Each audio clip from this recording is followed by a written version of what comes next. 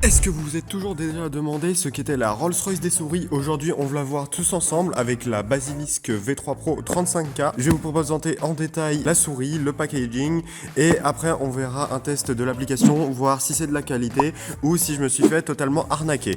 Salut tout le monde, c'est Zofio, on se retrouve aujourd'hui pour une petite vidéo présentation. La Razer Basilisk V3 Pro 35K.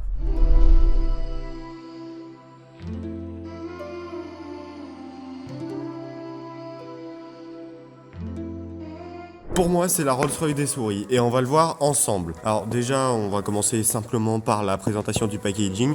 On est sur un packaging de qualité. On a en présentation la souris avec le logo, le nom et quelques petites informations pour vendre un petit peu la souris. Sur le côté, on a encore d'autres informations, notamment les caractéristiques.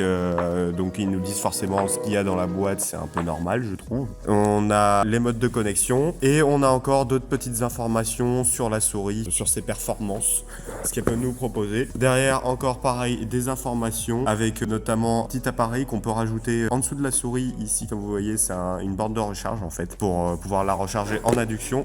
Mais moi aujourd'hui, je l'ai pas pris.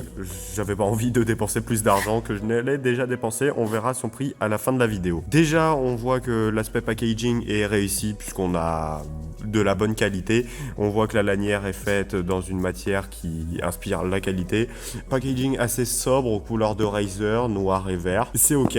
Et sans plus tarder, je vais l'ouvrir. Alors, oui, on a augmenté les moyens aujourd'hui. J'ai enfin un cutter pour ouvrir les packaging. Puisqu'on se rappelle habituellement avec moi, c'est assez désastreux. Et même à une main, je commence déjà à avoir moins de complications. Alors qu'habitude, je prends 15 ans. Bon, ça m'empêche pas de toujours pas savoir ouvrir une boîte après 17 ans d'existence. Ça n'a jamais changé. Et je suis vraiment stupide pour en fait. La seule vidéo, il n'y a pas besoin de cutter, je ramène un cutter. C'est aberrant. J'ai enfin réussi à décoller les petits scotch. On va maintenant pouvoir ouvrir la boîte de la souris. Donc sans plus tarder, on n'a plus qu'à soulever. Alors déjà, deux premières choses, toujours aussi sobre, vert, noir. Ici, on n'a rien de bien spécial à part un petit maintien de la souris pour éviter qu'elle bouge pendant le transport. Ça c'est top parce qu'on aimerait bien avoir notre souris en bon état quand on la reçoit.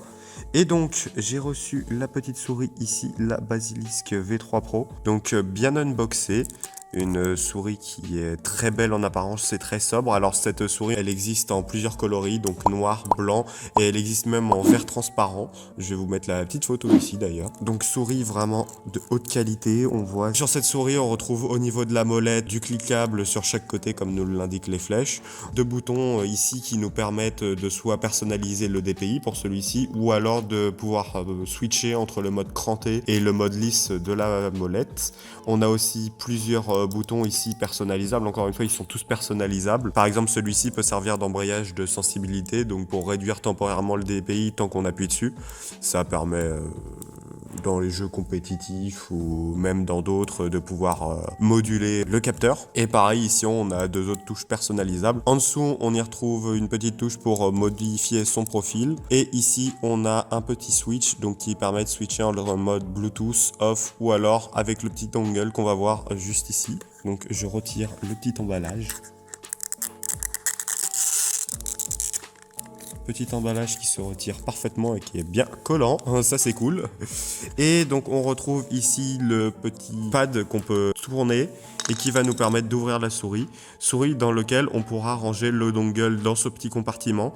Bien évidemment ici la préparation, si vous voulez, ce petit module se remplace. De base il est en plastique quand on achète la souris, et bien évidemment si on achète le mouse de Pro qui permet donc de recharger en sans fil en induction, ils nous fournissent ce petit module mais compatible justement avec les pins ici pour recharger. Maintenant, si je mets la souris un petit peu de côté, on va se concentrer encore une fois sur la boîte. La boîte ici, on peut retirer le petit compartiment et on accède directement à l'intérieur. Donc ici, on a un petit, une sorte de Toblerone en fait.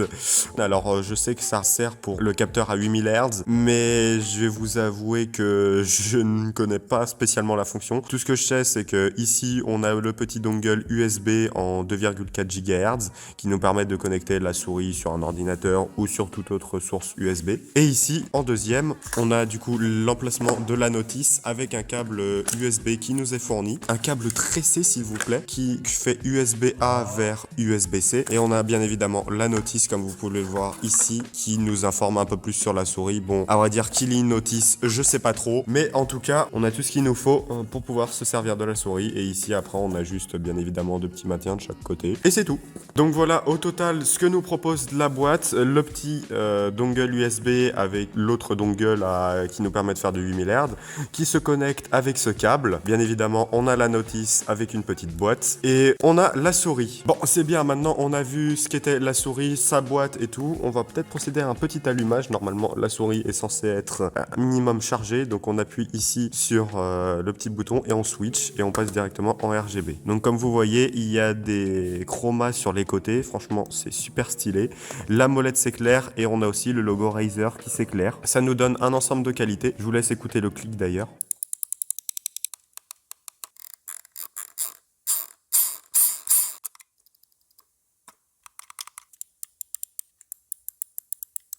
Il faut bien savoir que normalement la molette aussi est paramétrable, on va le voir. On reste pas forcément tout le temps en mode cranté. À partir d'un moment, on peut personnaliser pour que dès qu'on glisse rapidement, ça passe automatiquement en mode sans cran, en mode lisse, tout simplement. Donc c'est parti, maintenant on va passer au moment que vous attendez tous, l'application.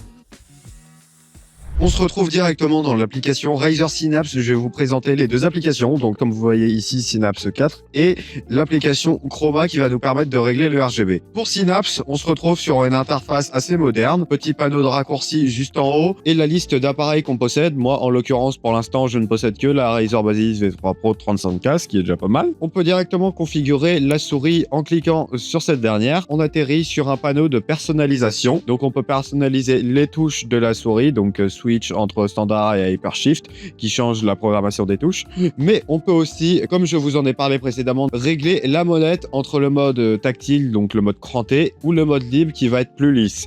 On peut aussi la rendre intelligente, la molette, c'est-à-dire qu'elle va se régler en fonction de la force que vous mettez dans la molette. La molette va switcher automatiquement entre le mode libre et le mode tactile. On peut ensuite régler la performance, donc la sensibilité et la fréquence de polling, donc la fréquence ici en Hertz de mise à jour donnée en 1 seconde. Avec le petit dongle en forme de Toblerone, entre guillemets, comme j'aime l'appeler, il peut nous permettre de passer jusqu'à 8000 Hz en filaire, et franchement, ça c'est pas mal. On peut aussi calibrer la souris et forcément régler le niveau de DPI. Concernant l'éclairage, on a une petite partie ici de réglage où on peut notamment régler la luminosité, éteindre l'éclairage, par exemple, soit lorsque l'écran du PC est éteint ici, ou alors en cas d'inactivité, c'est-à-dire que dès que vous touchez plus votre souris. On peut régler rapidement les effets, et on a aussi la gradation intelligente. Pour les effets, on reviendra dessus jusqu'après. Concernant la gradation intelligente, on peut régler entre 0%, 25 et 50%. C'est en gros la luminosité du RGB de la souris qui va se diminuer quand vous l'utilisez. Par exemple, si ça vous dérange en jeu d'avoir trop d'RGB, s'il est trop puissant, vous pouvez justement activer ce mode-là pour diminuer un peu les effets. On peut aussi calibrer la souris et enfin gérer l'alimentation avec notamment des modes passe conso que je vous conseille d'utiliser parce que la souris demande beaucoup d'énergie, notamment avec le RGB. Donc si vous voulez tenir la promesse des 140 heures annoncée par Razer, je vous conseille d'activer l'économie d'énergie, le mode basse conso et de désactiver le RGB si vraiment vous avez besoin d'économiser de l'énergie. On passe maintenant à la partie éclairage avec l'app Razer Chroma qui est quasiment une copie conforme de Razer Synapse, sauf que cette fois-ci ça va nous permettre de régler le RGB. Donc encore une fois, on a une petite barre d'action de raccourci qui nous permet d'agir rapidement sur la souris, mais aussi on a des effets constructeurs qui nous sont directement proposés. Donc si vous voulez pas vous embêter à régler zone par zone de la souris, ça c'est super pratique. Mais nous on veut voir un peu plus de personnalisation. Donc pareil, on clique sur notre appareil compatible Razer Chroma. Et là encore une fois, on retrouve le petit menu de raccourci que je vous ai montré sur Razer Synapse. Sauf que là, on va sur Chroma Studio. Et sur Chroma Studio, on voit qu'on a plus de personnalisation. On peut personnaliser la molette, mais aussi les zones de chroma, ainsi que notamment le logo Razer qui se trouve directement sur le dessus de la souris. On n'a pas de RGB sur les boutons du côté et on n'a pas de RGB non plus sur les deux boutons du dessus qui règlent le DPI et le mode cranté de la souris. Et franchement, je vous avoue que c'est pas dérangeant puisque c'est du RGB qu'on verra pas. Et je pense que honnêtement, ça ferait un peu de trop. On peut sélectionner directement d'autres zones et là, on règle la vitesse, la direction. Bon, pour ma part, je vais rien toucher puisque j'ai déjà mon effet que j'aime bien. C'est un petit peu mon effet préféré, donc je préfère les garder. Mais sachez que vous avez plein d'autres d'effets qui sont disponibles, de l'ondulation, cycle de spectre, feu, etc.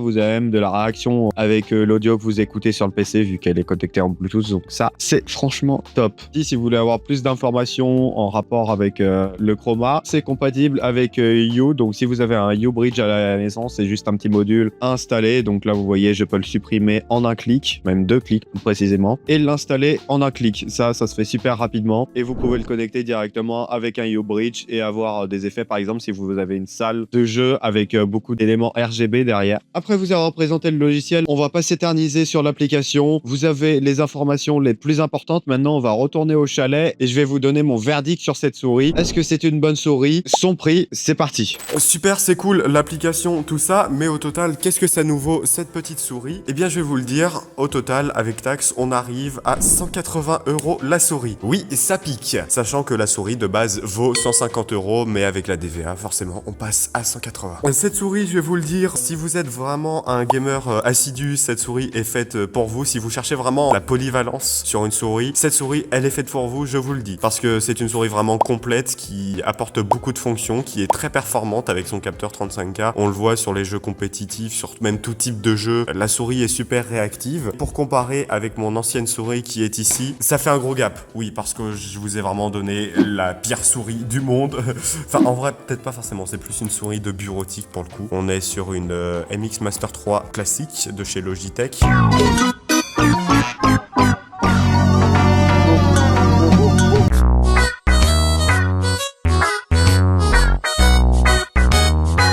Et c'est une souris qui m'a duré longtemps, mais comme vous le voyez ici, son état est piteux. Et quand on compare au niveau du poids, on sent que quand même la Razer est beaucoup plus légère. Après, on va quand même partir sur le fait que c'est une souris qui pèse, comme vous le voyez ici à l'écran, 112 grammes. Pour moi, 112 grammes, je trouve que ça va, ça reste quand même assez léger. J'aime bien avoir du poids et encore, je trouve que la souris est légère. Mais pour certains, je sais que ça convient pas. Justement, la souris trouve encore que c'est trop lourd, 112 grammes. Dans ce cas, je vous conseille de partir sur des alternatives. Chez Logitech, notamment, ils proposent aussi des souris qui vont jusqu'à 60 grammes et vous pouvez même aller vous diriger vers la marque Glorious qui propose comme la modèle haut des modèles qui vont jusqu'à 30 grammes, ce qui est aberrant tellement c'est léger comme souris. Après, si vous recherchez vraiment une souris bien finie, la Glorious modèle haut, je vous la conseillerais pas parce que ça reste une souris avec des trous au style nid d'abeille et si vous transpirez beaucoup ou que vous trouvez ça désagréable le fait de ressentir les trous, je ne vous la conseille pas. En tout cas, j'espère que la vidéo vous a plu. Si c'est le cas, n'hésitez pas, vous savez, à lâcher un like, à déposer un commentaire, donner des conseils aussi si vous en avez, je suis totalement preneur. C'était Zofu et sur ce, on se dit tchuss.